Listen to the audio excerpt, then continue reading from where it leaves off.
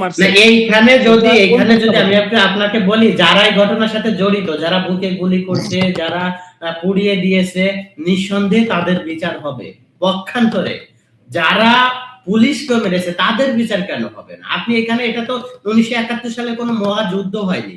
1971 সালের যুদ্ধ আর 24-এর আন্দোলন কি আপনি একই দৃষ্টিতে দেখতে পারেন? সেটা একই দৃষ্টিতে দেখার তো সুযোগ নাই, কারণ 71 সালে হয়েছিল যে আপনার রাষ্ট্র প্রতিষ্ঠার যে সংগ্রাম ছিল, নতুন রাষ্ট্র প্রতিষ্ঠা হলো সেটা। এবং সেই সময়ে যখন 71-এর প্রেক্ষাপটে যখন পুলিশ হত্যা হয়েছিল, আপনার অন্যান্য বাহিনীকে হত্যা করা হয়েছিল, আপনি 71-এর সাথে কি 24 মিলাতে পারেন? যদি মিলাতে না পারেন তাহলে বারবার তো 71 বলার প্রয়োজন নাই। তাহলে 71 আনার প্রয়োজন নাই। কারণ এখানে আপনি 24-এ যেটা হতে পারে, সাকিব ভাই, 24-এ যেটা হতে পারে, প্রয়োজন আছে। কারণ আপনাকে বলি, কারণ বাংলাদেশে এখানে আমি একটু আপনাকে ইন্টারাপ্ট করি। এখানে দুই পক্ষই হতাহত হয়েছে। যারা আন্দোলন করেছে তারাও হতাহত হয়েছে, পক্ষান্তরে যে প্রোটোকল বাহিনী আছে তারাও হয়েছে, সরকার পক্ষের লোকজনও হয়েছে।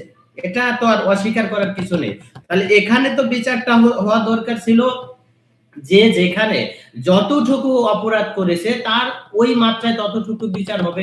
যারা ধরেন যে পুলিশ বুকে গুলি করেছে সাধারণ জনতা, ছাত্র জনতা, তার বিচার হবে।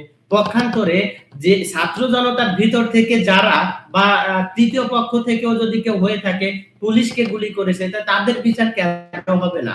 এখানে আরেকটা ব্যাপার হচ্ছে যে ধরেন ছাত্র জনতাই যে পুলিশকে গুলি করছে, ব্যাপারটা তো এরকম না।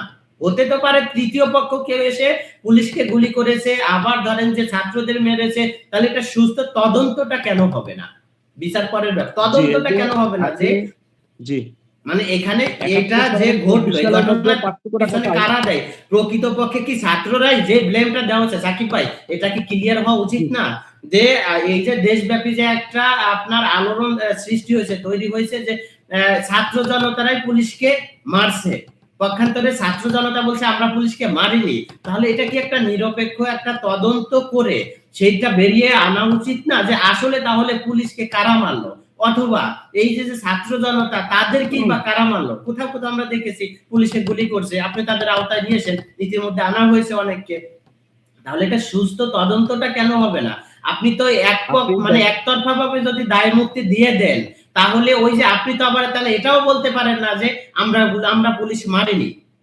তাহলে আপনি কেন আপনার জায়গা থেকে বলবেন না যে হ্যাঁ আমরা যদি মেরে থাকি, আমি ছাত্র জনতার কথা বলছি, যে নিরপেক্ষ একটা তদন্ত হোক, যারা এটার সাথে জড়িত, যদি তৃতীয় পক্ষ জড়িত থাকুক সেটাও বেরিয়ে আসুক, জাতির তো জানা দরকার।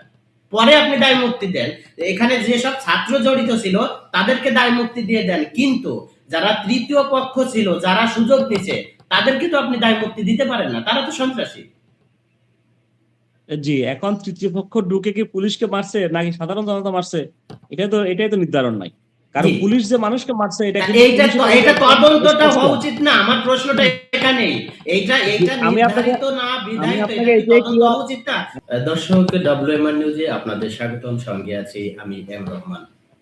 আমাদের সাথে আজকে যুক্ত আছেন সুপ্রিম কোর্টের লয়ার ওবায়দুল্লাহ আল মামুন সাকিব।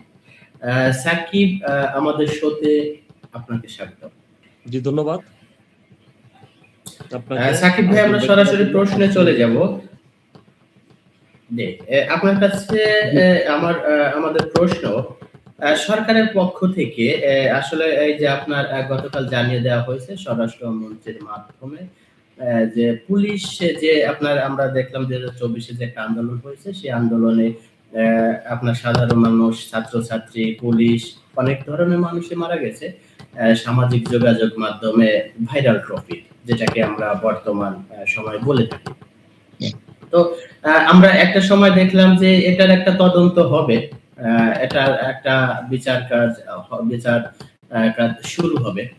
বাট গতকালকে আমরা দেখলাম মাননীয় স্বরাষ্ট্রমন্ত্রী মহোদয় উনি বলেছেন যে এটার কোনো তদন্ত হবে না। ব্যাপারটা আসলে আপনি কিভাবে দেখছেন? জি, ধন্যবাদ।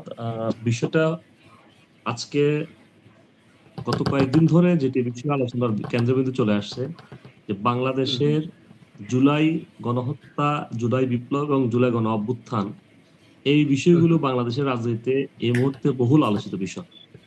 বাংলাদেশের রাজনীতিতে আমরা বিভিন্ন সময় আন্দোলন দেখেছি, সংগ্রাম দেখেছি, কিন্তু এইরকম রক্তক্ষয়ী সংঘর্ষ স্বাধীনতার পরে আর কেউ দেখেনি।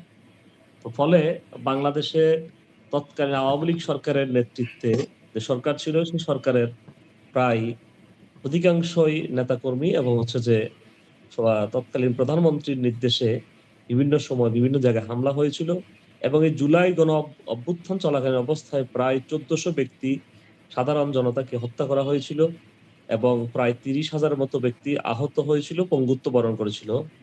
এই আন্দোলন চলা অবস্থায় সাকিব ভাই, আমি এখানে সংখ্যাটা নিয়ে একটু ৭১ ইন্টারাপ্ট করি আপনাকে।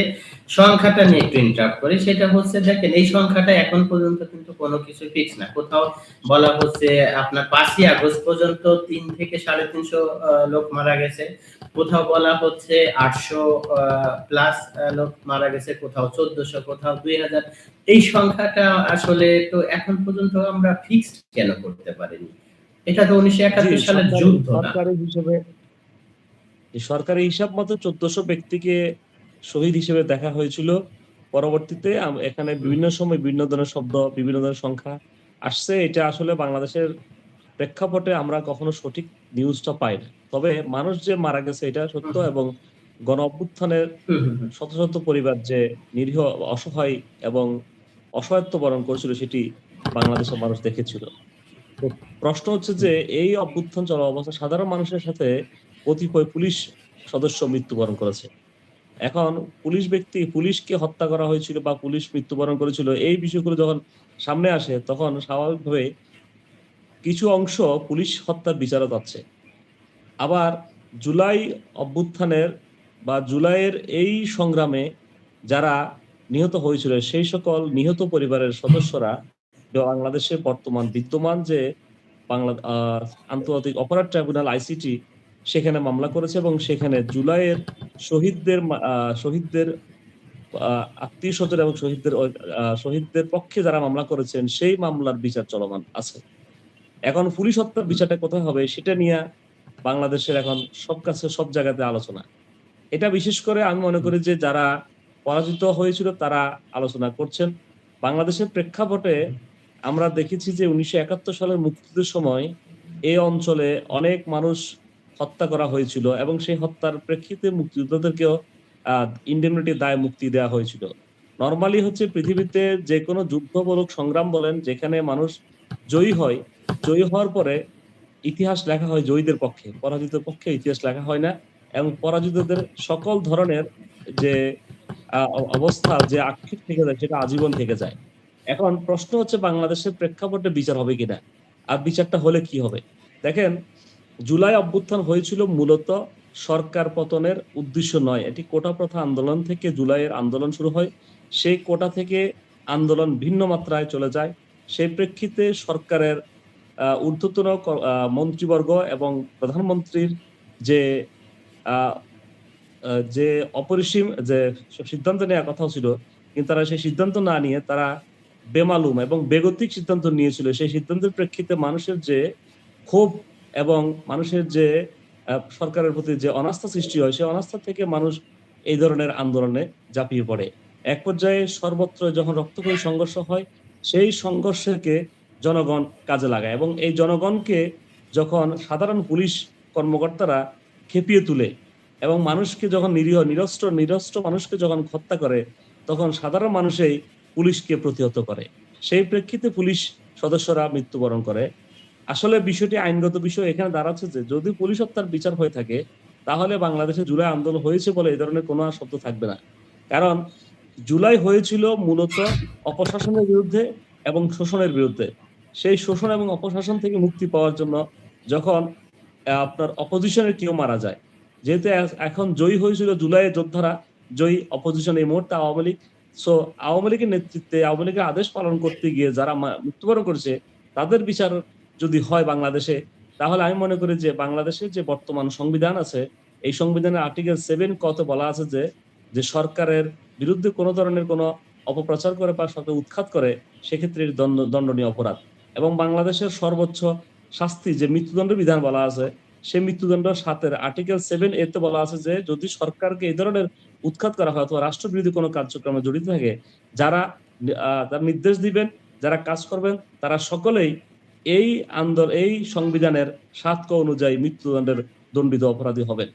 তাহলে এই মুহূর্তে যেহেতু আওয়ামী লীগ নাই, দেশের সরকার আছে বিএনপি সরকার এবং অপোজিশন জামাত এবং এনসিপি, সে প্রেক্ষিতে জামাত, এনসিপি এবং বিএনপি সকলের কিন্তু সর্বস্তরে অংশগ্রহণ ছিল।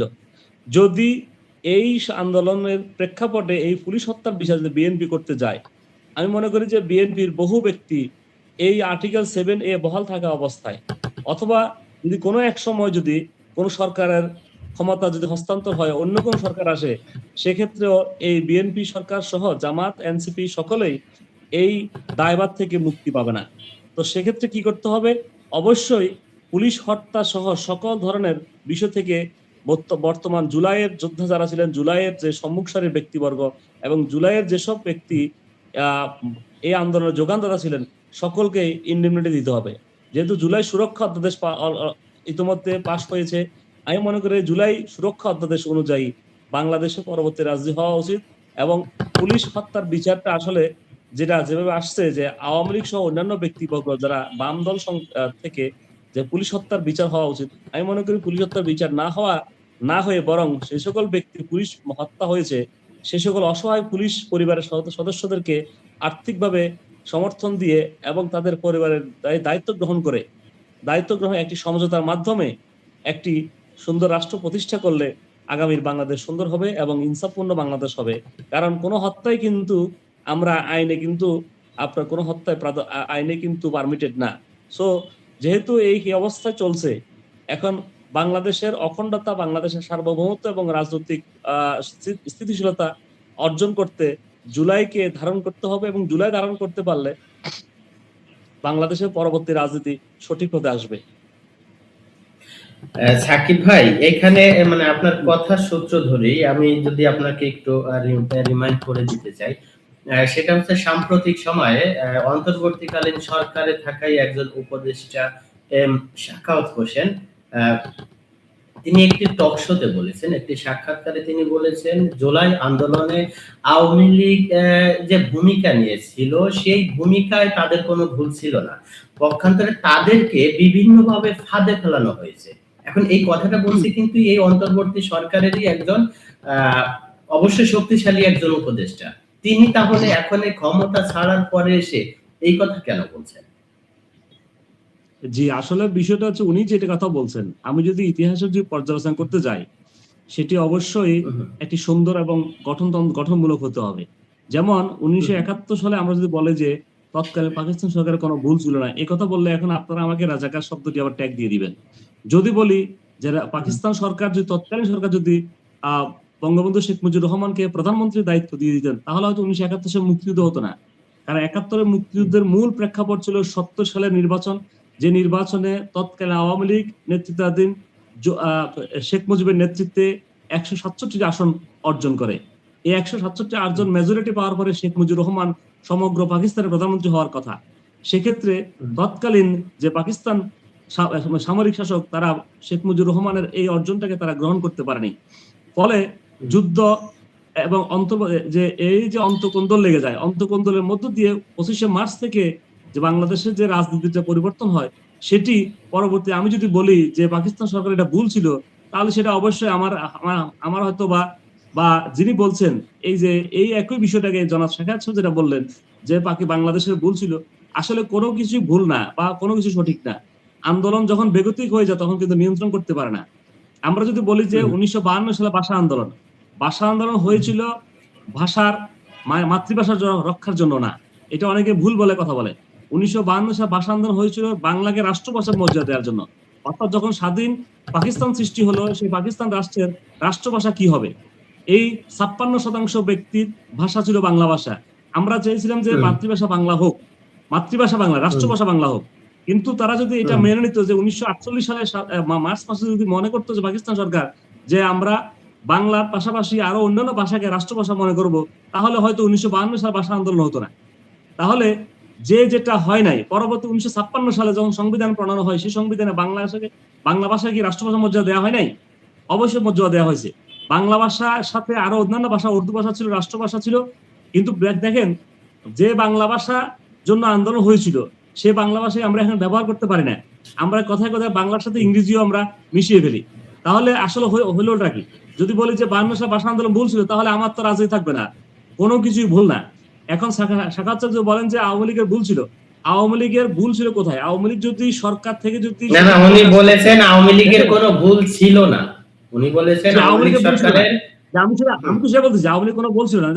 1971 সালে যখন পাকিস্তানের ভুল ছিল না, 52 সালে পাকিস্তানের ভুল ছিল না, তারা যদি বলতো না ঠিক আছে আমরা এটা মেনে নিই, তাহলে যখন জুলাই আন্দোলন চলতে শেখ হাসিনা যদি বলতো ঠিক আছে কোটা প্রথা আমি বাতিল করে দিলাম, কোনো কোর্ট লাগবে না, কিছুই লাগবে না, এটা একটি সরকারের পলিসি। আমরা জানি যে আমি তো একজন বাংলাদেশ সুপ্রিম কোর্ট আইনজীবী, আমি জানি এবং আমাদের আইনজীবী সমাজ সবাই জানে যে রাষ্ট্রের পলিসির বিরুদ্ধে কখনো রিট মেনটেনেবল না।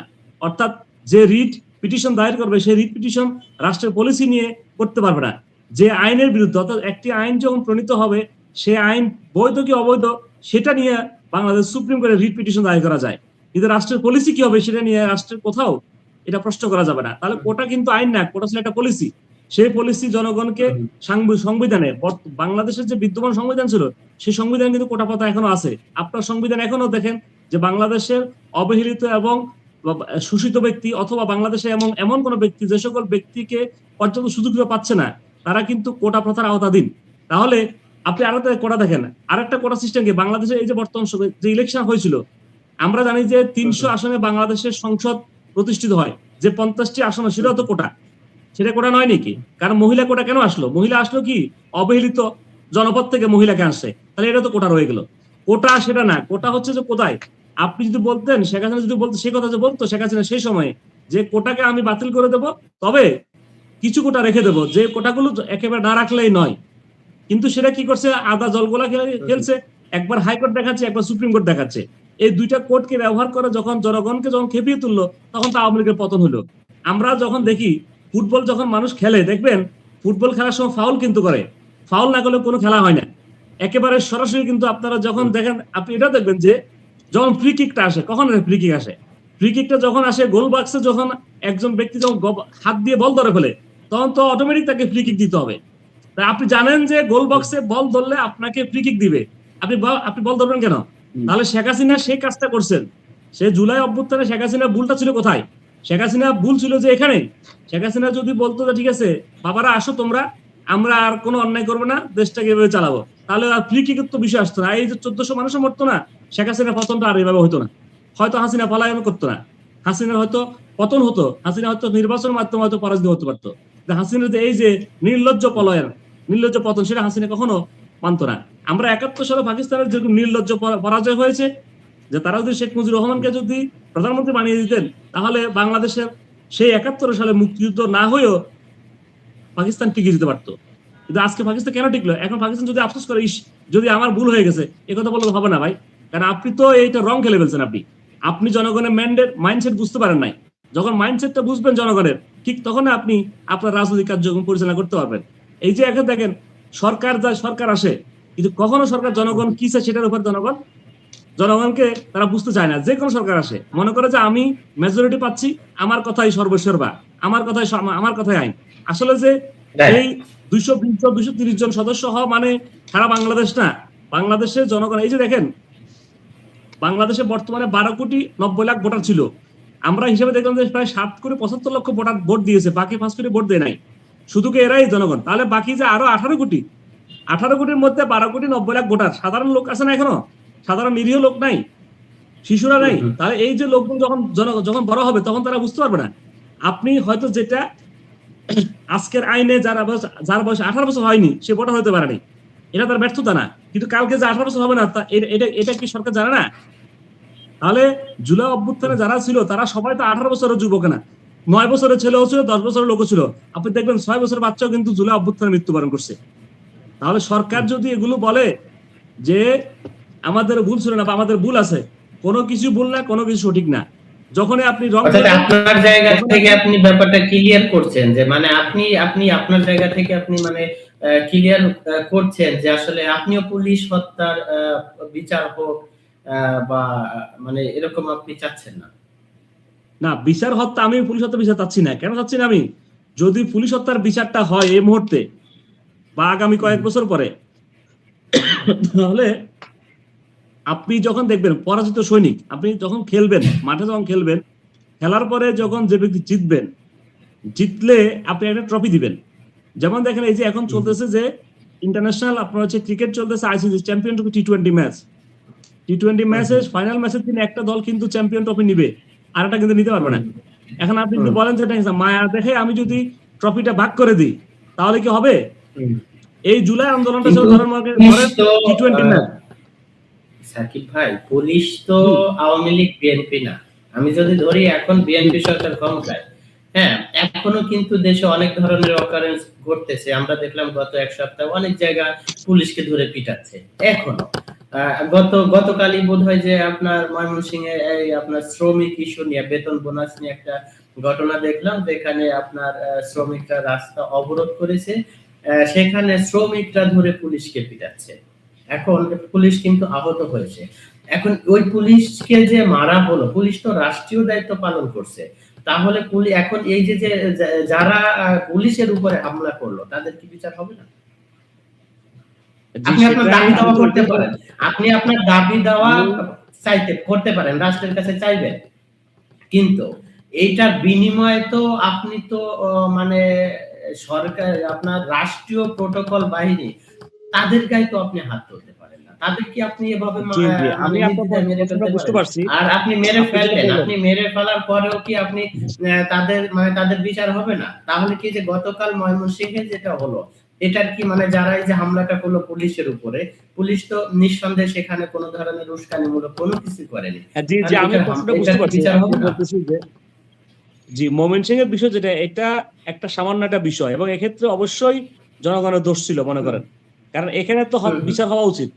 কিন্তু জুলাইয়ের বিষয় যেটা, এটা তো ডিফারেন্ট বিষয়। আপনি যদি না, এখানে আপনি ডিফারেন্ট কিভাবে দেখবেন? এইটা ডিফারেন্ট আমি সেটা বলতেছি। সেখানে একটা রাষ্ট্র যখন, রাষ্ট্রের প্রধান সরকার যখন পতন হয়, নতুন সরকার আসলো, এখন আপনি যদি বলেন যে জুলাইয়ের যে সকল পুলিশ হত্যা হয়েছে সে বিচার করবে, আপনি দেখেন জুলাই কিন্তু যে ঘটনা ঘটছে, পুলিশ কিন্তু জানতো যে এই সরকারকে টিকানো আমার দরকার নাই, বা যে সরকার আসবে, আপনি শুধু আওয়ামী লীগ গভর্নমেন্ট না, পুলিশ জানে যে যেটা অন্যায়। পুলিশের তো সেন্স অফ হিউমার আছে। পুলিশ কি জানে না যে কখন কাকে কি করতে হবে? পুলিশ তো সেন্স অফ পুলিশ কি, আপনি সুপ্রিম কোর্টের একজন লয়ার হয়ে আপনি আপনার জায়গাটাতে, পুলিশের নিজস্বই তো একটা সংবিধান আছে, পুলিশের নিজস্ব একটা আপনার পুলিশের আইনে কোথাও আইন আছে, পুলিশের আইনে আছে যদি কেউ কোনো ধরনের রাষ্ট্রের বিপক্ষে বা রাষ্ট্রের এগেইনস্টে যায়, কোনো ধরনের কোনো দুষ্কৃতিমূলক কর্মকাণ্ডের সাথে জড়িত হয়, পুলিশ তো তাদের এমনিতেই পুলিশ তাদের ব্যবস্থা তাদের আইনে নিতে পারে। তো সেই আইন নিতে যখন পুলিশ নিতে পারে, সেই জায়গা থেকে আপনি আবার পাল্টা পুলিশকে আক্রমণ করতেছেন, তো এই ব্যাপারটা আসলে শুনেন, আমি আপনাকে বলি, police regulation of Bengal PRB, police regulations of Bengal PRB অনুযায়ী যে পুলিশ প্রবিধান, সেই প্রবিধান অনুযায়ী পুলিশকে কতটুকু ক্ষমতা দেওয়া হয়েছে? পুলিশকে ক্ষমতা দেওয়া হয়েছে ওইটুকুই যে যখন উত্তেজিত জনতা আসবে তাদেরকে আপনি তাকে থামিয়ে দিবেন, শান্ত করবেন। আপনাকে তো পুলিশ আইনের কোথাও বলা নাই যে আপনি গুলি করবেন। আপনি পুলিশের বলা আছে, আপনি পুলিশের বুকে গুলি করতেছেন জনগণকে, আপনি পুলিশের মাথায় গুলি করতেছেন। আপনি পুলিশ হয়ে কি করছেন? আপনি এক জায়গায় কয়েকজনে অ্যাটাচ করে আপনি আগুন ধরিয়ে দিলেন। এটা তো পুলিশ আইনে ছিল না। যেমন ময়মনসিংহ এর সেই ঘটনা, যেটা উত্তেজিত জনগণ পুলিশকে মারছে। এইখানে যদি আমি আপনাকে বলি, যারা এই ঘটনার সাথে জড়িত, যারা বুকে গুলি করছে, যারা পুড়িয়ে দিয়েছে, নিঃসন্দেহে তাদের বিচার হবে। পক্ষান্তরে যারা পুলিশকে মেরেছে তাদের বিচার কেন হবে না? আপনি এখানে, এটা তো 1971 সালে কোনো মহাযুদ্ধ হয়নি। 1971 সালের যুদ্ধ আর 24-এর আন্দোলন কি আপনি একই দৃষ্টিতে দেখতে পারেন? সেটা একই দৃষ্টিতে দেখার তো সুযোগ নাই, কারণ 71 সালে হয়েছিল যে আপনার রাষ্ট্র প্রতিষ্ঠার যে সংগ্রাম ছিল, নতুন রাষ্ট্র প্রতিষ্ঠা হলো সেটা। এবং সেই সময়ে যখন 71-এর প্রেক্ষাপটে যখন পুলিশ হত্যা হয়েছিল, আপনার অন্যান্য বাহিনীকে হত্যা করা হয়েছিল, আপনি 71-এর সাথে কি 24 মিলাতে পারেন? যদি মিলাতে না পারেন তাহলে বারবার তো 71 বলার প্রয়োজন নাই, তাহলে 71 আনার প্রয়োজন নাই। কারণ এখানে আপনি 24-এ যেটা হতে পারে সাকিব ভাই, 24-এ যেটা হতে পারে প্রয়োজন আছে, কারণ আপনাকে বলি, কারণ বাংলাদেশে এখানে আমি একটু আপনাকে ইন্টারাপ্ট করি, এখানে দুই পক্ষই হতাহত হয়েছে। যারা আন্দোলন করেছে তারাও হতাহত হয়েছে, পক্ষান্তরে যে প্রোটোকল বাহিনী আছে তারাও হয়েছে, সরকার পক্ষের লোকজনও হয়েছে। এটা তো আর অস্বীকার করার কিছু নেই। তাহলে এখানে তো বিচারটা হওয়া দরকার ছিল যে যেখানে যতটুকু অপরাধ করেছে তার ওই মাত্রায় ততটুকু বিচার হবে। যারা ধরেন যে পুলিশ বুকে গুলি করেছে সাধারণ জনতা, ছাত্র জনতা, তার বিচার হবে। পক্ষান্তরে যে ছাত্র জনতার ভিতর থেকে যারা বা তৃতীয় পক্ষ থেকেও যদি কেউ হয়ে থাকে পুলিশকে গুলি করেছে তাদের বিচার কেন হবে না? এখানে আরেকটা ব্যাপার হচ্ছে যে ধরেন ছাত্র জনতাই যে পুলিশকে গুলি করছে, ব্যাপারটা তো এরকম না। হতে তো পারে তৃতীয় পক্ষ কেউ এসে পুলিশকে গুলি করেছে, আবার ধরেন যে ছাত্রদের মেরেছে, তাহলে এটা সুস্থ তদন্তটা কেন হবে না? বিচার পরের ব্যাপার, তদন্তটা কেন হবে না? যে জি মানে এখানে এটা যে ঘটলো এই ঘটনাটা কারা দেয়? প্রকৃতপক্ষে কি ছাত্ররাই? যে ব্লেমটা দেওয়া হচ্ছে সাকিব ভাই, এটা কি ক্লিয়ার হওয়া উচিত না যে এই যে দেশব্যাপী যে একটা আপনার আলোড়ন সৃষ্টি হয়েছে, তৈরি হয়েছে যে ছাত্র জনতারাই পুলিশকে মারছে, পক্ষান্তরে ছাত্র জনতা বলছে আমরা পুলিশকে মারিনি। তাহলে এটা কি একটা নিরপেক্ষ একটা তদন্ত করে সেইটা বেরিয়ে আনা উচিত না যে আসলে তাহলে পুলিশকে কারা মারলো, অথবা এই যে ছাত্র জনতা তাদেরকেই বা কারা মারলো? কোথাও কোথাও আমরা দেখেছি পুলিশে গুলি করছে, আপনি তাদের আওতায় নিয়েছেন, ইতিমধ্যে আনা হয়েছে অনেককে। তাহলে এটা সুস্থ তদন্তটা কেন হবে না? আপনি তো মানে একতরফা ভাবে যদি দায় মুক্তি দিয়ে দেন, তাহলে ওই যে আপনি তো আবার তাহলে এটাও বলতে পারেন না যে আমরা পুলিশ মারিনি। তাহলে আপনি কেন আপনার জায়গা থেকে বলবেন না যে হ্যাঁ আমরা যদি মেরে থাকি, আমি ছাত্র জনতার কথা বলছি, যে নিরপেক্ষ একটা তদন্ত হোক, যারা এটার সাথে জড়িত, যদি তৃতীয় পক্ষ জড়িত থাকুক সেটাও বেরিয়ে আসবে, জাতির তো জানা দরকার। পরে আপনি দায় মুক্তি দেন। এখানে যেসব ছাত্র জড়িত ছিল তাদেরকে দায় মুক্তি দিয়ে দেন, কিন্তু যারা তৃতীয় পক্ষ ছিল, যারা সুযোগ নিচ্ছে, তাদেরকে তো আপনি দায় মুক্তি দিতে পারেন না, তারা তো সন্ত্রাসী। জি, এখন তৃতীয় পক্ষ ঢুকে কি পুলিশকে মারছে নাকি সাধারণ জনতা মারছে, এটাই তো নির্ধারণ নাই। কারণ পুলিশ যে মানুষকে মারছে এটা তদন্তটা হওয়া উচিত না? আমার প্রশ্নটা এখানেই। এইটা নির্ধারিত না বিধায়িত, এটা কি তদন্ত হওয়া উচিত না? আমি এটাই বলতেছি, দেখেন জুলাই হত্যাকাণ্ড হয়েছিল রাষ্ট্রীয় বাহিনী কর্তৃক। আপনি দেখবেন 1971 সালে মুক্তিযুদ্ধ হয়েছিল যে দুই অঞ্চলের দুইটা প্রদেশকে প্রাদেশিক সরকারকে সেন্ট্রাল গভর্নমেন্ট মারছে। আবারো 71 এ চলে যাচ্ছেন আপনি, আবারো 71 এ চলে যাচ্ছেন। আমি আপনাকে 71টাই তো শুনেন, এই দেশের রাজনীতি হয় 71কে নিয়ে, বুঝছেন? আপনি 71 মিলাইতে পারেন না। আমি তুলনা করতেছি না, আমি আপনাকে প্রেক্ষাপটটা বলতেছি, তুলনা করতেছি না ভাইয়া। আপনাকে বলি, এই বাংলাদেশের রাজনীতি হচ্ছে কি 71টা ট্রাম্প কার্ড। আপনি এখন 71কে দিয়ে, যখন এখন আওয়ামী লীগ বলছিল 100 রাজাকার 71কে, যারা জামাত ইসলামকে, এখনো এইটা কিছু চলতেছে, এখন এই ট্যাগ চলতেছে জামাত ইসলাম রাজাকার, ঠিক আছে? তাহলে এই যে 71 চেতনা বিরোধী যেটা, এখন আমি যদি বলি যে জামাত ইসলাম রাজাকার, আমি এখন বাবা আবার যদি বলি যে 71 রাজাকার না, তাহলে আমাকে একদম গালিতে ধুয়ে দিবেন। তাহলে 71টা হচ্ছে এদেশের রাজনীতির একটা মানে সফট একটা কর্নার। এখানে রাজনীতি হয় কিসের ভিত্তিতে জানেন? যে আপনাকে আমি গালি দিতে পারলে আমি আজকে সাকিব মহানায়ক, আপনাকে আমি যদি বলে ভাই এটা সঠিক, তখন আপনাকে বলবো যে এই লোক তো ফাউল লোক, ঠিক আছে? এখন দেখেন 71কে হলে বেশ দুই ধরনের বাংলাদেশের রাজনীতির, বাংলাদেশ রাষ্ট্রের মূল হচ্ছে 71, আর 24 সালটা হচ্ছে কোথায়? আপনার নিজস্ব সরকার, আপনার নির্বাচিত সরকার। যদি বলি আপনার দৃষ্টিতে, আমরা তো ভোট দিই নাই, আমাদের তো ভোট দেওয়ার সুযোগ হয় নাই। আমি গত 17 বছরে ভোট দিছি এইবার, তাহলে আমার তো ভোটাধিকার প্রয়োগ হয় না এই সরকার, তাহলে এই সরকার তো আমার না। তাহলে আপনার সরকার কর্তৃক যখন আমরা মার খাচ্ছি, তাহলে সেক্ষেত্রে তো ইন্টারনাল গভর্নমেন্ট, এবং ঢাকা হলে সেন্ট্রাল হেড অফিস, সেখান থেকে সমগ্র বাংলাদেশ সব জায়গাতে মানুষ খুন হয়েছে, এবং নির্দেশনা দিছে কে? সরকার। অবশ্যই তৎকালীন স্বরাষ্ট্রমন্ত্রী থেকে শুরু করে প্রাইম মিনিস্টার এবং সবাই কিন্তু পুলিশকে যদি পারমিশন না দেয়, তাহলে পুলিশ তো গুলি করার কথা না। পুলিশের তো মাথা খারাপ হয় না যে পুলিশ হুট করে যে আমাকে গুলি করবে। অবশ্য পুলিশ হায়ার অথরিটি পাইছে। আপনি দেখবেন বাংলাদেশে যে আইসিটিতে যে ওয়ার ক্রাইম ট্রাইব্যুনালের যে মামলাটা হয়েছিল, গোলাম আজম, বাংলাদেশ ভার্সেস গোলাম আজম, সেই মামলাতে গোলাম আজমকে কি বিষয়ে রায় দিয়েছে জানেন? গোলাম আজম কি কোথাও যুদ্ধ করছে শুনছেন কখনো? গোলাম আজম মাঠে যে কাউকে খুন করছে? করে নাই। কেন আসছে? গোলাম আজম হচ্ছে সুপেরিয়র রেসপন্সিবিলিটি, অর্থাৎ তিনি দলের প্রধান হিসেবে তিনি নির্দেশ দিচ্ছেন, সেই নির্দেশে তার দলের লোকেরা নাকি এই অপরাধ করছে। তাহলে সেই সুপেরিয়র রেসপন্সিবিলিটি অনুযায়ী গোলাম আজমের আপনার যাবজ্জীবন কারাদণ্ড হয়।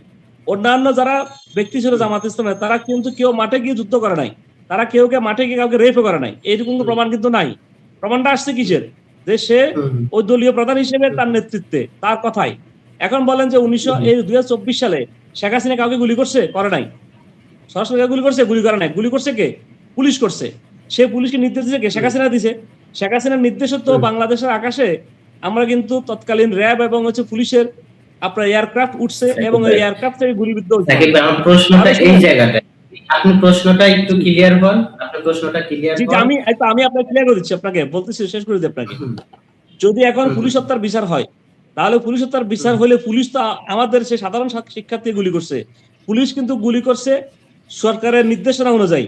তার সরকারের বিচার হয়ে গেলে, সরকার যদি ওই তৎকালীন সরকারের যারা আসামি যারা তাদের সবাইকে অভিযুক্ত ব্যক্তি যদি বিচার আওতায় আনা যায়, তাহলে পুলিশ হত্যার বিচার বের হয়ে যাবে। আমি মনে করি পুলিশ হত্যার বিচার হবে এবং এই বিচারের দায়ভার কিন্তু শেখ হাসিনার, এখানে কিন্তু সাধারণ শিক্ষার্থীদের নাই। কারণ সাধারণ শিক্ষার্থী মাঠে নামছে, আন্দোলন করছে, সবার হাতে কিন্তু লাঠি ছিল। আমি আপনাকে, কোন শিক্ষার্থীর হাতে কিন্তু গুলি ছিল না।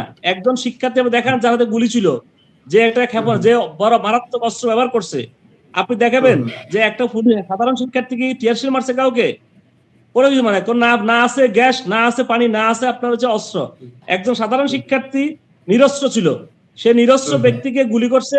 সেই গুলির প্রেক্ষিতে জনগণ যখন খেপে যায়, জনগণ যে আগুন লাগাই দিচ্ছে থানা পুলিশে এবং পুলিশ মারা যায়।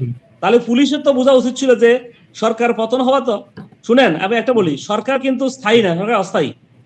কিন্তু এদেশের প্রত্যেকটা বাহিনী কিন্তু স্থায়ী। আমলাতান্ত্রিক বলেন, পুলিশ বলেন, র্যাব বলেন, আর্মি বলেন, সবাই স্থায়ী।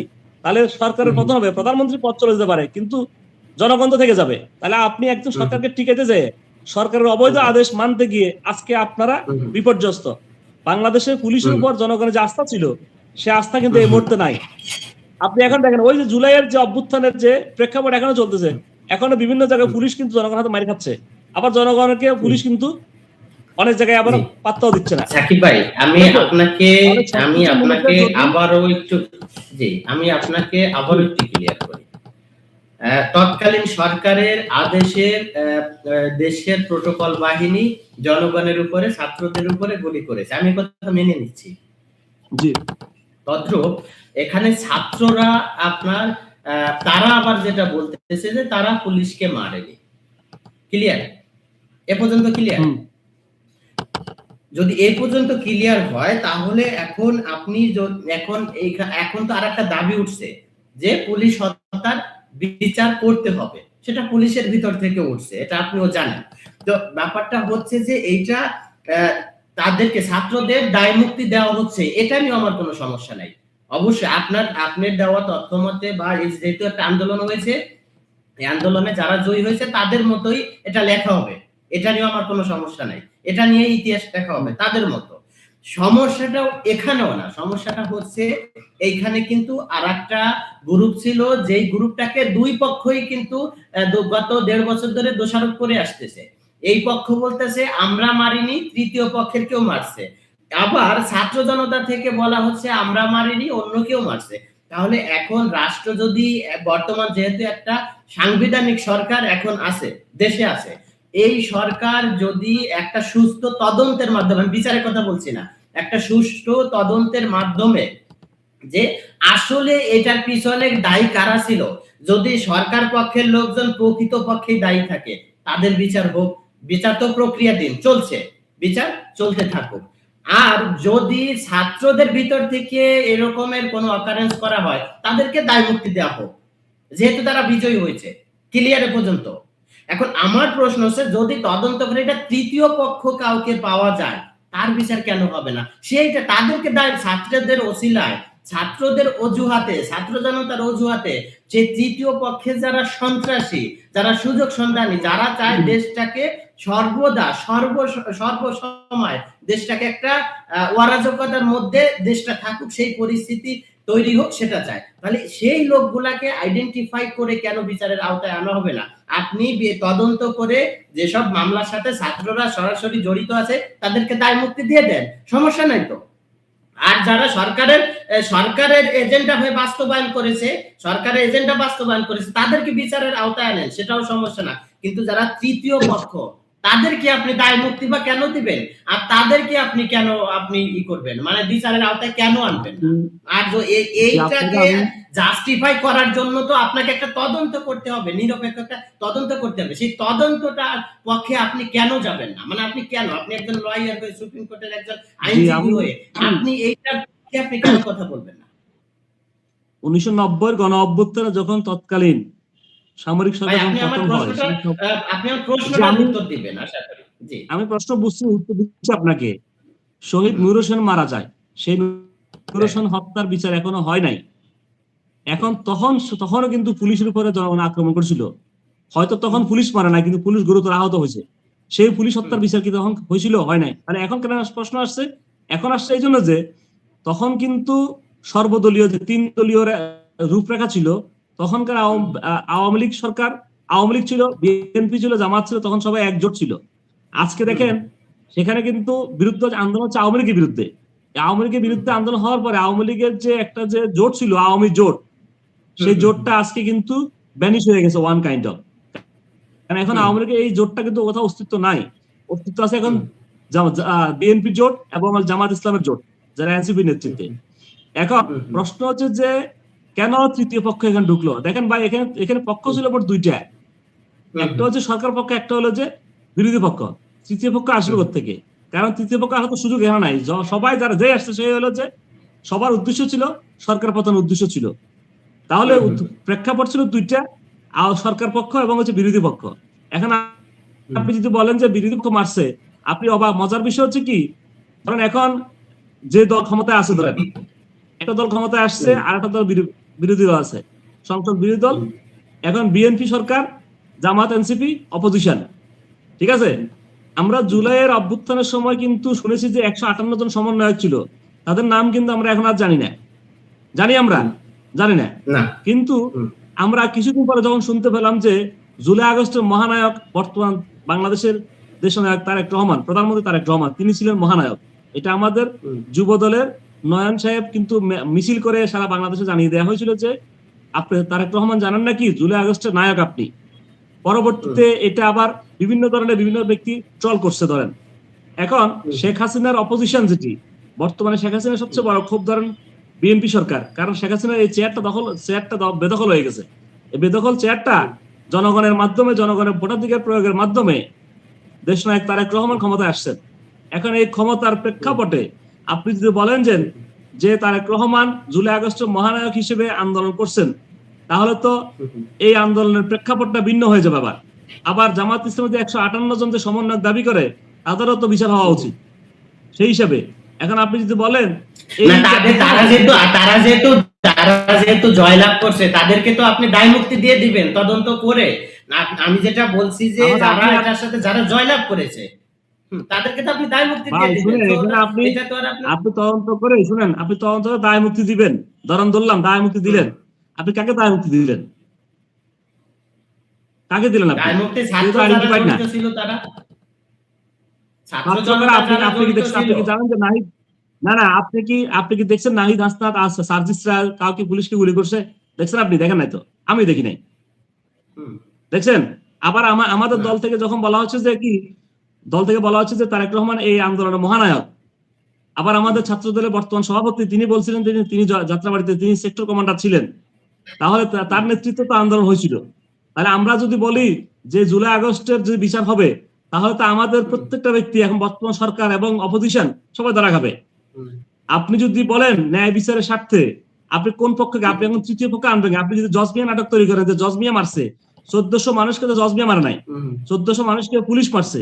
আর ধরেন হয়তো 20, 30, 50 জন পুলিশ মরে গেল, ধরেন বা 100 জন পুলিশ মরলো। ধরেন এই আন্দোলনে 100 জন পুলিশ মারছে কিভাবে? বিভিন্ন জায়গায় আমরা কয়েকটা থানায় আগুন লাগিয়ে দেওয়া হয়েছিল, পুড়িয়ে দেওয়া হয়েছিল, কয়েকটা পুলিশকে মেরে ঝুলাই দেওয়া হয়েছিল।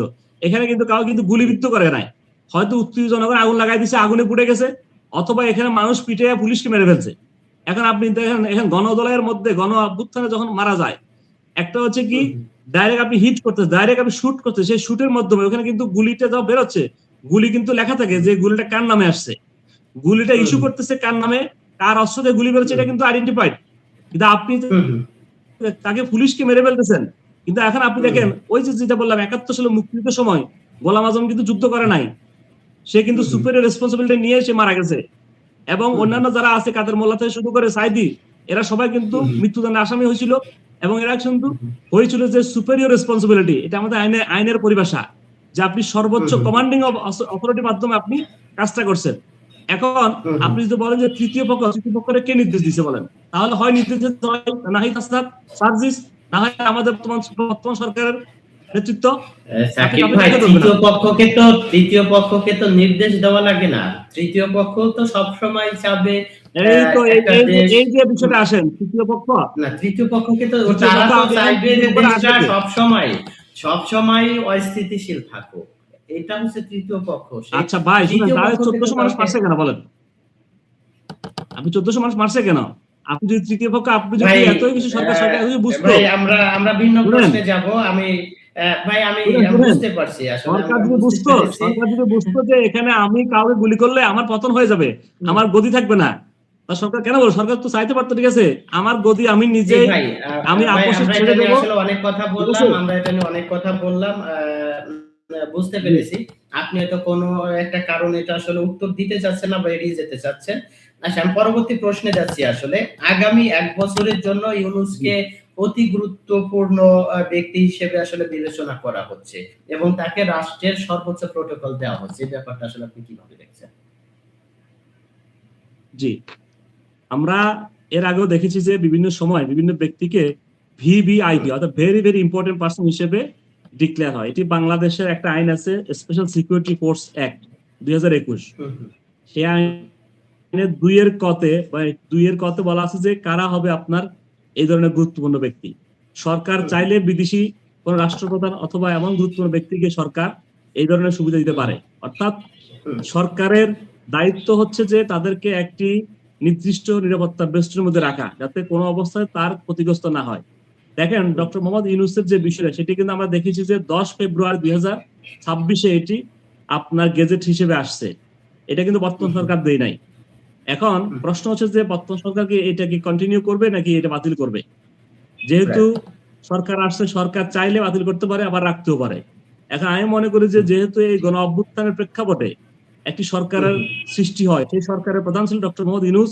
তিনি বাংলাদেশের ইতিহাসে আপনি যাই বলেন না কেন, ডক্টর ইউনূস প্রথম ব্যক্তি যিনি ইতিহাসে এত সুন্দর একটি নির্বাচন উপহার দিতে পারছে। এই নির্বাচনের মাধ্যমে নতুন সরকার আসছে, জনগণ ভোট দিয়েছে, ভোটাধিকারের মাধ্যমে নতুন সরকার যে আসে বর্তমান বিএনপি সরকার, তারা যদি মনে করে যে না আমরা স্পেশাল সিকিউরিটি ফোর্সের এই বিধান আমরা রাখবো না ডক্টর ইউনূসের জন্য, সেটা পারে। তবে আমি মনে করি যে এই বিধানটি 1 বছর বা 2 বছর যতদিন রাখে, এটা সরকারের জন্য একটি ভালো একটা বিষয়, এটা গুড সাইন। কারণ ডক্টর ইউনূস তো আর সাধারণ ব্যক্তি না, তিনি আমাদের মতো একদম সাধারণ ব্যক্তি না, একদম খেটে খাওয়া মানুষ না, তিনি ওয়ার্ল্ড ক্লাস একজন ব্যক্তি এবং নোবেল বিজয়ী হিসেবেও তিনি কিন্তু এই ধরনের একটা গুরুত্বপূর্ণ তিনি নিরাপত্তা পেতে পারেন। যেহেতু নতুন সরকার আসছে, এই মুহূর্তে সরকারের একটা অস্তিত্ব তৈরি করা ঠিকঠাক রাখা একটা গুরুত্বপূর্ণ বিষয়। কারণ আমরা এখনো আপনারা জানেন যে হানিমুন পিরিয়ড কিন্তু 6 মাস 1 বছর যায় মানুষ নতুন বিয়ে করলে, যেহেতু নতুন বিয়ে হলেও হানিমুনে থাকে। তো এই সরকার তো আসছে মাত্র এখনো 1 মাসও হয় না হিসেবে, এই সরকারের অবস্থাটা কি হবে, পরবর্তী অবস্থানটা কোথায় যাবে? এখন আপনি ডক্টর ইউনূসকে যদি একটা ছুড়ে ফেলে দেন, সেটা তো একটা আমি মনে করি সরকারের জন্য একটা ব্যর্থতা হিসেবে হবে।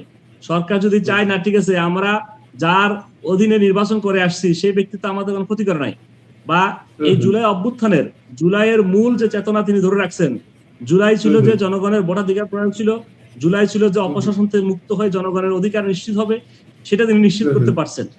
এবং এই যে ভেরি ভেরি ইম্পর্টেন্ট পার্সন হিসেবে ডক্টর ইউনূসকে যে ঘোষণা করা হয়েছিল, সেটি যদি কন্টিনিউ থাকে, আমি মনে করি এটি বাংলাদেশের জনগণের একটি ভালো একটা উপহার হিসেবে থাকবে। উনি বাংলাদেশকে একটা যে অবস্থানে নিয়ে আসছেন তাদের একটা গিফট আকারে, অর্থাৎ জনগণ তাকে সসম্মানে তাকে রাখার জন্য, এটা আমি মনে করি, আমি অন্তত চাই যে ডক্টর ইউনূসকে এইভাবে দেওয়া হোক। ডক্টর ইউনূস যদি আমাদের একটা গর্বিত সন্তান আমি মনে করি, এবং তিনি বাংলাদেশের একটা অহংকার হিসেবে বাংলাদেশের জনগণের যে অধিকার সৃষ্টি করছেন তার জন্য বাংলাদেশের মানুষ আজীবন থেকে স্মরণ রাখবে, শ্রদ্ধা করবে। সেই প্রেক্ষিতে তার জীবনের নিরাপত্তা জড়িত। এখন কেন আসলো যে এই বিষয়টা, দেখেন বাংলাদেশের রাজনীতিতে আমরা বিভিন্ন সময় বিভিন্ন গুরুত্বপূর্ণ হত্যাকাণ্ড দেখেছি। তো অ্যাসাসিনেশন যখন হয়, শুধু বাংলাদেশে না, সাবকন্টিনেন্টও কিন্তু হয়েছিল অনেক জায়গায়। মহাত্মা গান্ধী, ইন্দিরা গান্ধী থেকে শুরু করে লিয়াকত আলী এবং পাকিস্তানের জিন্না, এবং বাংলা এর নিকট ভবিষ্যতে আমরা দেখলাম যে আপনার বেনজির ভুট্টোকে এই ধরনের হত্যাকাণ্ডের শিকার হতে হয়েছিল। তো একজন রাষ্ট্রকে যখন নিরাপত্তা দিতে হবে, রাষ্ট্রের গুরুত্বপূর্ণ ব্যক্তিকে যদি আপনি যদি সিকিউরিটিতে নিয়ে আসতে না পারেন, আপনি যদি রাষ্ট্রের মানুষকে যদি নিরাপত্তা দিতে না পারেন, তাহলে এই সরকার তো ব্যর্থ রাষ্ট্র হবে। তখন সেক্ষেত্রে কোথায় যাবে? সেক্ষেত্রে ডক্টর ইউনূসকে যদি এই ধরনের নিরাপত্তা দেওয়া হয়, তাহলে সরকারের জন্য একটি ভালো একটা অবস্থান তৈরি হবে এবং সরকারের যে নিঃশ্বাস নিতে পারবে সরকার অন্তত বলতে পারবে যে আমরা বাংলাদেশের যে আইন আদালতকে শ্রদ্ধা রেখে এবং বাংলাদেশের গুরুত্বপূর্ণ ব্যক্তিদেরকে আমরা সম্মান রাখতে পারি, প্রোটেকশন করতে পারি, এটি সরকারের দায়িত্ব। জি, সংসদে মহামান্য রাষ্ট্রপতিকে ভাষণ না দেওয়ার জন্য প্রধানমন্ত্রীকে জামায়াতের এক আইনজীবী চিঠি দিয়েছেন, বিষয়টি আসলে আপনি কিভাবে দেখছেন? দেখেন, এই চিঠিগুলো আসলে অনেক সময় লিগ্যাল নোটিশ ইস্যু করে বিভিন্ন সময়ে। যিনি দিয়েছেন আমি জানি না কে দিয়েছেন, যদি দিয়ে থাকে উনি হচ্ছে জামায়াতের আমির এম শাহরিয়ার আমির, সরি জামায়াতের আইনজীবী। ও আচ্ছা, জামায়াতের শাহরিয়ার। আচ্ছা, যদি উনি দিয়ে থাকে সেটা তো ওনার বিষয়, কারণ এই চিঠি তো কোনো ভ্যালিডিটি নাই। যতক্ষণ পর্যন্ত সুপ্রিম কোর্ট নির্দেশ না দিবে ততক্ষণ পর্যন্ত রাষ্ট্রপতির ব্যাপারে কি সুপ্রিম কোর্ট কোনো নির্দেশ দিতে পারে? সেটাই এটা বলতেছি যে রাষ্ট্রপতির ক্ষেত্রে রাষ্ট্রপতি পদে থাকা অবস্থায় বাংলাদেশের কোনো আইনে তার বিরুদ্ধে কোনো এলিগেশন আনা যাবে না। এখন তিনি যেটা দিয়ে থাকেন, তিনি অতি উৎসাহী হয়ে দিয়েছেন। এখন তিনি তো মনে করেন যে এই শাহাবুদ্দিন চুপ্পু মহামান্য রাষ্ট্রপতি, তিনি তো আওয়ামী লীগের আমলে নিয়োগিত। আওয়ামী লীগের মেম্বার পার্লামেন্টের ভোটে তিনি ক্ষমতায় আসছেন। যেহেতু আওয়ামী লীগের এমপিরা নাই, তার পদের মেয়াদ তারও ক্ষমতা নাই, তার হয়তো বক্তব্য এটা হইতে পারে। এটা কি আইনে আছে? এটা কি আপনার আইনে আছে? একবার না, এই ধরনের কোনো সুযোগ নাই। রাষ্ট্রপতি একবার নিয়োগ হয়ে গেলে তার পদের মেয়াদ হবে 5 ইয়ার্স, কিন্তু তাকে কিন্তু আপনি অপসারণ করতে পারবেন না। অপসারণ করার সুযোগ আছে ইমপিচমেন্ট, যেটি অভিশংসনের মাধ্যমে অর্থাৎ পার্লামেন্টের 2/3 মেজরিটির মাধ্যমে। তার জন্য তো যথোপযুক্ত কারণ লাগবে, যথোপযুক্ত আইনি ব্যবস্থা আছে, এবং তাকে আপনি কিভাবে অপসারণ করবেন সেটা কিন্তু নির্দিষ্ট একটা বিধান বাংলাদেশের সংবিধানে বলা আছে যে কোথায় ইমপিচমেন্ট করতে পারবে, কখন করতে পারবে। এখন এই মুহূর্তে যদি শাহাবুদ্দিন চুপ্পু সাহেব রাষ্ট্রপতি হিসেবে দায়িত্ব পালন করছেন, তার বিরুদ্ধে কোনো এই ধরনের অভিযোগ আসে নাই, অথবা আপনি কি ইমপিচমেন্টের বিষয়ে জি বলেন, আপনি কি মনে করেন না এই রাষ্ট্রপতি বহাল তবিয়তে ছিল বিধায় আমরা নতুন আরেকটি গণতান্ত্রিক সরকার পেলাম? যদি রাষ্ট্রপতি না থাকতো তাহলে প্রেক্ষাপটটা ভিন্ন হতে পারত। এখন প্রেক্ষাপট সেটা কোথায় যেত, এটা তো আন্দোলনের সময় মানুষ অনেকে চাইছিল যে রাষ্ট্রপতি পতন চেয়েছিল, রাষ্ট্রপতি পতন হয় না, আন্দোলন তখন হয়তো হলে অন্য একটা সিনারি আমরা দেখতে পেতাম। যেহেতু রাষ্ট্রপতির তার পদের অপসারণ হয় নাই, রাষ্ট্রপতি থেকেই রাষ্ট্রের সকল কাজ করছেন। দেখেন, এটা কিন্তু একটা বড় একটা আওয়ামী লীগের জন্য একটা মানে বাংলাদেশে হয়তো একটা ভালো একটা পজিশন, কিন্তু আওয়ামী লীগের জন্য এটা আপনি আওয়ামী লীগ বিএনপি ইস্যুটা না, ইস্যুটা হচ্ছে দেশে ধরেন যে কোনো ভাবে হোক একটা আন্দোলনের মাধ্যমে দেশ কিন্তু আমি জানি না আপনি কতটুকু স্বীকার করবেন, গত 18 মাস আসলে দেশ কতটুকু চলছে, কিভাবে চলছে, দেশের সার্বিক পরিস্থিতি কি ছিল সেটা নিশ্চয়ই আপনার অজানা নয়। সেই জায়গা থেকে যদি মহামান্য রাষ্ট্রপতি না থাকতো তাহলে তো অবশ্যই প্রেক্ষাপটটা ভিন্ন হতো। আমরা মহামান্য রাষ্ট্রপতির বদলতেই তো আমরা নতুন আরেকটি গণতান্ত্রিক সরকার আমরা এখন পেলাম। আমরা এখন দাবি করতে পারি যে আমরা আরেকটি আমরা আবার গণতন্ত্রে ফিরে আসছি। এটা দাবি করতে হলেও তো সেই ক্রেডিটটাও তো আপনাকে, সেই আস্থাটা তো মহামান্য রাষ্ট্রপতির উপরে রাখতে হবে।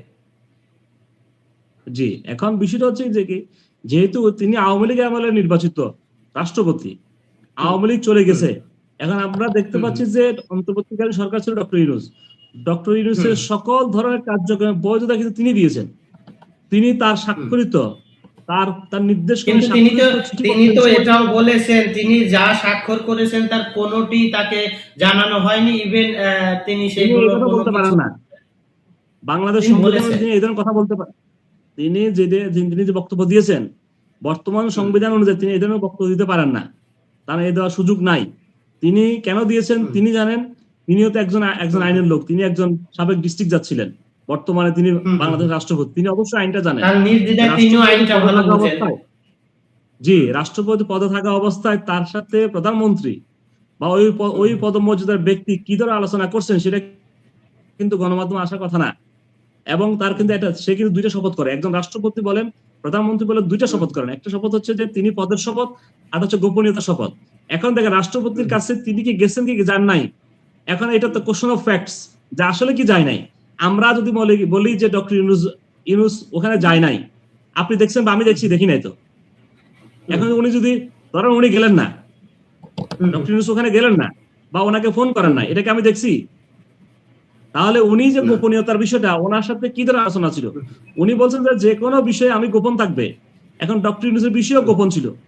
ডক্টর ইউনূস তার সাথে আলোচনা করছে কি করে নাই, সে করে কি কোনো আইন তৈরি করছে নাকি? কিন্তু ডক্টর ইউনূস কি সেটাও পারে? এটা যে সেম কথাটা যদি আমি ডক্টর ইউনূসের উপরে আনি, ডক্টর ইউনূসও কি এটা পারে? রাষ্ট্রপতির সাথে দেখা সাক্ষাৎ না করে, তার পরামর্শ না করে তার সাথে নিজের মতো সিদ্ধান্ত নিতে পারে? এই অথরিটি কি মানে সংবিধান দেয় ডক্টর ইউনূসকে?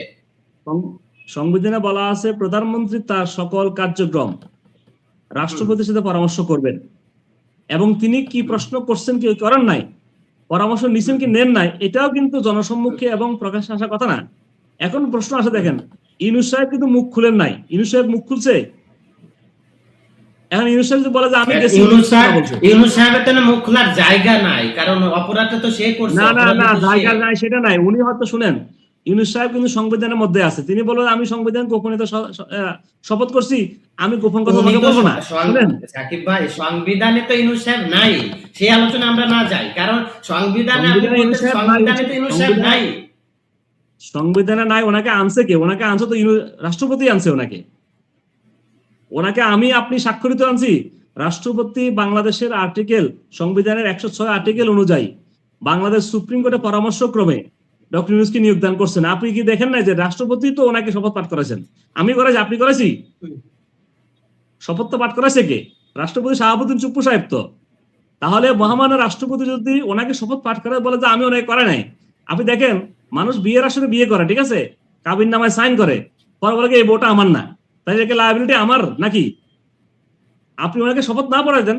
কিন্তু বউ যদি শোনেন, বউ যদি পরকীয়ায় লিপ্ত হয় অথবা বউ যদি অন্যদের দ্বারা প্ররোচিত হয়, সেটা কি ওই স্বামী সেটা প্রকাশ করবে না? সেটা কি করতে পারে না? সেটা হলো ইন জেনারেল, কিন্তু আপনার তো আপনি রাষ্ট্রপতি হিসেবে আপনি যেহেতু উদাহরণ টানছেন, তো উদাহরণ তো আপনাকে তো উদাহরণ যেহেতু আপনি টানছেন, অবশ্যই তার জবাবটা তো আপনাকে নিতে হবে।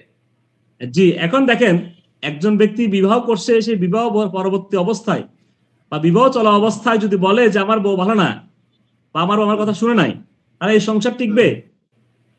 আপনি যদি আপনার বউয়ের বিষয় যদি জনসম্মুখে বলেন যে আমার বউ ভালো না, তাহলে আপনার পিঠে সামনে থাকবে? আপনাকে তো মেরে ফেলবে আপনার বউ। আপনি জানতেছেন আপনার বউ পরকীয়ায় লিপ্ত, আপনি কি সেই বউ রাখবেন? এখন পরকীয়ায় লিপ্ত কি লিপ্ত না, এটা তো কোশ্চেন অফ ফ্যাক্টস এর বিষয়। আপনি ঘটনা আপনি আগে তদন্ত নেন। তাহলে রাষ্ট্রপতি শুনেন, রাষ্ট্রপতি যখন ছিলেন তিনি কিন্তু মুখ খুলছেন কবে? তিনি মুখ খুলছেন বর্তমান প্রধানমন্ত্রী শপথ গ্রহণ করার পরে। তিনি যদি সাহসী হইতেন বা মনে করেন যে আমার মন চাইলে আমার শেখ হাসিনা আপা চলে গেছে, আমি চলে যাবো, আমি পদ থেকে চলে যাই, ওনাকে কে ধরে রাখছে? ওনাকে কেউ ধরে রাখছে? আপনি থাকেন, ওনাকে তো বলছে তুমি চলে যাও, বলছে না? উনি আছেন। ধন্যবাদ, অনেক কথা হলো। জি শুনেন আমি এটা শেষ করে দিই, পরে আবার আমার কথা আবার কাটছাট হয়ে যাবে। আপনাকে আমি বলি যে শাহাবুদ্দিন চুপ্পু সাহেবের পদে থাকা অবস্থায় তিনি কিন্তু মুখ খুলেন নাই। আবার ডক্টর ইউনূস যখন চলে গেছেন তিনিও এখনো মুখ খুলেন নাই। তাহলে বাংলাদেশ রাষ্ট্র পরিচালনা করতে গিয়ে সংবিধান অনুযায়ী সংবিধান কিন্তু আপনার স্থগিত হয় নাই, এই সংবিধান বহাল ছিল। এই বহাল সংবিধান থাকা অবস্থায় সরকারের কোনো কার্যক্রম যদি সঠিকভাবে হয়েছে কি হয় নাই, সেই বিষয়ে দুইজন ব্যক্তি জানেন, একজন রাষ্ট্রপতি, একজন হচ্ছে প্রাক্তন উপদেষ্টা ডক্টর ইউনূস। তারা দুইজন যদি মুখ খুলে এবং দুইজনের অবস্থা যদি মানুষ জেনে যায়, তাহলে বুঝতে হবে যে এখানে কার সমস্যা কার কি। মজার বিষয় হচ্ছে যে বর্তমান রাষ্ট্রপতি মানে বাংলাদেশের রাষ্ট্রপতি পদে থাকা অবস্থায় তার কোনো বিষয়ে বাংলাদেশের কোন আদালতে প্রশ্ন করা যাবে না। তাহলে উনি কোন সুযোগ বা কোন প্রেক্ষাপটে উনি মুখ খুলছেন আমি জানি না। এবং এটা অবশ্যই ওনাকে তো এটা ওনারা একটা বিষয় উনি জানেন, উনি যেহেতু একজন আইনজীবী বিচারক ছিলেন, ওনার এটা উনি ভালো ক্লিয়ারেন্স জানেন এবং সংবিধান ভালো বুঝেন। আমরা সাধারণ সাধারণ একজন আইনজীবী যতটুকু জানি বুঝি এবং এই সংবিধান যতটুকু পড়েছি সেই হিসেবে বাংলাদেশের প্রেক্ষাপটে জি সাকিব ভাই, আপনাকে ধন্যবাদ আমাদেরকে সময় দেওয়ার জন্য। অনেক গুরুত্বপূর্ণ আলোচনা আপনার কাছ থেকে শুনলাম। দর্শক শ্রোতা যারা আছে আপনাদেরও ধন্যবাদ জানাচ্ছি আমাদের সাথে এত সময় দেওয়ার জন্য। আপনারা আজকে আমাদের প্রোগ্রাম আমরা এখানেই শেষ করছি। আপনারা ভালো থাকুন, সুস্থ থাকুন।